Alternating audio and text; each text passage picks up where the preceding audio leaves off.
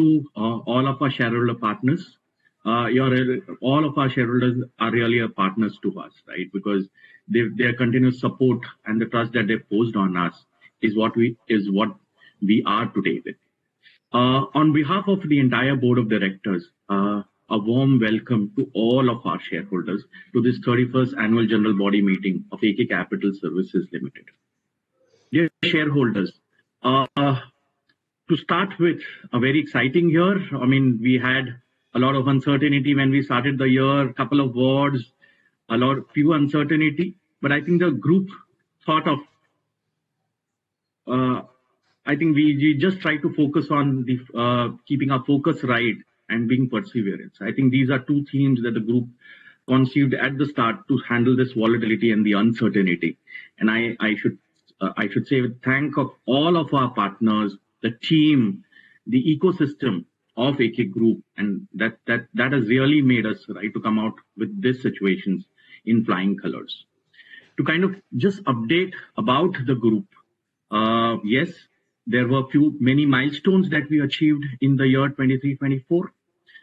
Few of them, we started off by getting the IFR award, the second time in the history of our group, the most reputed award in the debt financial market, in the debt capital market of IFR in 2023.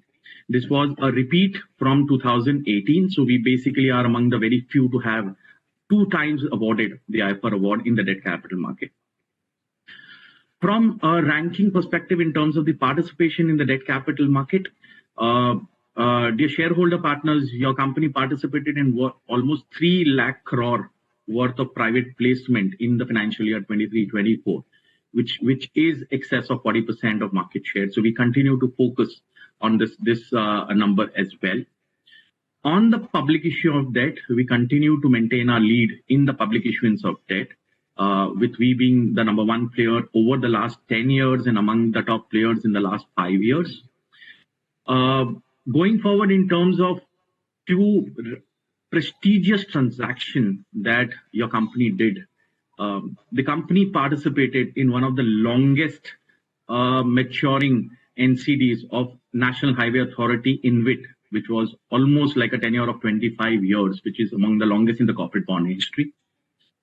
The group did one of, again, a very prestigious bond issue, which was a green bond. So our focus on the ESG theme, the ESG theme, this deal was a testimony to it. Your company participated in the first green bond, municipal corporation bond of Indore Municipal Corporation through the public issue format, which again became one of a very recognizing factor for IFR to actually consider the retailization of the bond that your company tried achieving across through this transaction. The company also have set up an alternate investment funds of up to 400 crores, including a green show of 200 crores. And as we speak, dear shareholder partners, we're already at around 200 crores of commitment that we already have. And obviously many more of such transactions thought in the positive time, just to highlight few of them. But yes, trust us, the company continues to do unique transactions in the market. On terms of the financials, again, the group achieved one of the highest profitability of around 93 crores at the consolidated level. The asset size moved up from 3,100 crores to approximately to 3,800 crores. We continue to be low levered, less than 3 times at the group level. So low levered profitability at the highest in the history. The predominant vertical, the NBFC, which is AK Capital Finance, also performed very well during this financial year. We achieved an improvement in the profitability of around 63 crores at the NBFC level. We continue to maintain an healthy asset quality in terms of nil, gross and net NPA. The management's focus is to maintain the asset quality, and that has a precedence over many factors when it comes to asset quality. So asset quality remains very healthy. Again, the leverage is fairly under control, and also happy to announce that the group continues to be very competitive when it comes to its own borrowing cost. So we have one of the lowest borrowing costs among the comparable peer in the industry, which also gives a testimony of the outside lender stakeholders, right? Confidence on your company. So these were among the group level numbers and a few of the financials at the predominant subsidiary, which is the NBFC. Thank you all, and I request Rajiv Kumar Bakshiji, our chairman, to take it over from here. At the outset, I extend a warm welcome to all the participants to the 31st Annual General Meeting of AK Capital Services Limited. Thanks, Vikas Jain ji, for briefing the shareholders and all other stakeholders on the performance of the company in the year gone by and the way forward. Your elaboration would have set to naught and addressed most of the concerns or queries that the shareholders may be having. So thank you for that. I now hand over to Mr. Tejas Davda, and I request him to further brief the shareholders in regard to the availability of registers, the notice of AGM, and the annual report, including statutory audit and secretarial audit reports. Tejas, please take over. Thank you so much, Vikas sir, for your speech on the performance of the company, and thank you, Chairman sir, for allowing me to take it forward. So now, members who wish to seek or see the mute. So thanks, Tejas, and questions and clarifications make us to feel we are on the right track.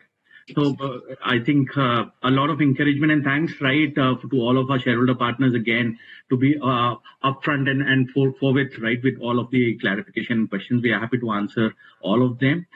Just in case if you feel right that we've missed out something, please feel free to write to us, and we will definitely very efficiently return it back to you in the clarification. So what I'm going to do is there are a few questions which I felt was like a common questions across to the speakers. I think the speakers wanted to understand the budget impact, basically on the long-term capital gains increase in the rate. So to all our shareholder partners, just to kind of update, yes, there has been an increase in the long-term capital gains rate from around 10% to 12.5%. So let me just kind of step back and say, and there's no change in the short-term capital gain. So your company, shareholders, is in the debt securities market. In fact, the impact is a lot more to the debt mutual funds. In fact, to your company, it is a positive impact because the listed NCDs still remains to be a 1 year, more than 1 year is a long-term capital gain. A small bit of impact is about the 10 to 12.5%. But yes, the impact is minimal. So there's no change in the short-term capital gain. In fact, the long-term capital gain, there's a minor change from 10 to 12.5%. But the relatively impact on the debt mutual fund will actually allow the flow more coming onto the bond market. So it's being perceived as a favorable to your company shareholders. The tax impact. So that was predominantly on the budget changes. Then I have just written down the names and I'll go by the names. There were a few more questions on terms of split of the shares, the bonus shares. Dear shareholders, yes, we do take respect. We respect your opinion, and we do take note of those opinions. And we will be happy to kind of discuss it out internally to see what we can do on the split and the bonus. But yes, we will definitely discuss it out internally. So those are questions on related to the bonus, the split. The roadmap, then I'll say Pawanji mentioned that the roadmap for the asset management company, the alternate asset management company. I think the focus of the group has been to be in all sectors which are evolving within the fixed income space, and this is an initiative towards that. The mid-market private credit market is an evolving landscape in India, and the group wanted to ensure the presence in the alternate asset market, and this market is growing well. So the aspiration is to be in the mid-market credit, which is an evolving theme, and come out with various funds every year. So this is the objective of being in the alternate asset management market.